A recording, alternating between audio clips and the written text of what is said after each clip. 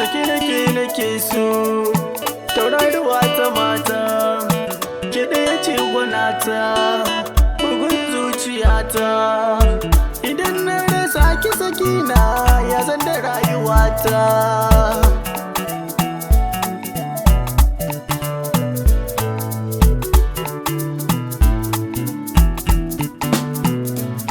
Sakena ke ce farin ciki na, sanyin idanuwana, na muke tanadi ne na kauna. Burin da ke a raina, in babu ke ta ya zana rayu. Na baki lokaci na, kullum tunani na ranar aurenmu. Inganta gata ta zo, dangin mu har ma abokanai na duka. Ingansu gasu sun zo, daga an shafa fatiya an tashi. Na tabbata da kin zo, hakan shine a zuciyata, shine mafitata, kasantuwata da ke nake so. Sanin ki jarumata, ni ba kan ki zan gure bajinta. Ba ki duka gata, soyayyar ki tana ta yi mini yawo. Jinin jiki da hanta, bana ganin komai sai dai hotonki.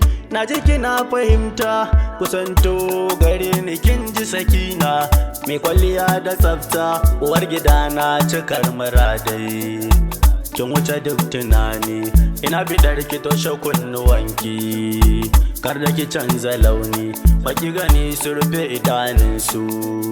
Na insu har da jinnu, kin haɗa kyakkyawa mai kyawun fuska. Gashe ki sahibata, lalle fa Allahu Rabbi ya yi halitta. Akan ki ya gwanata, ni da nishaɗi nake idan na ga surar ki ya sarauniyata. Soyayya an ce ruwan zuma ce, ka sha ka bai masoyi. Na saba da ke a takaice, domin saki na kinyi.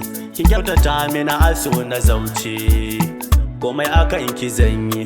Murna da ke yi farin ciki na ji sautin muryar ki ya sakina. Kada ki bar ni yar uwa na wahalta, kin ji ni ya sakina. Ina kula facin ganin ki a kullum, wayo masoyiyata. Kowa ya shaida ba zan bari ba, ni dai ke nake so. Kin wanke raina aso da soso, rashin ganin ki ban so.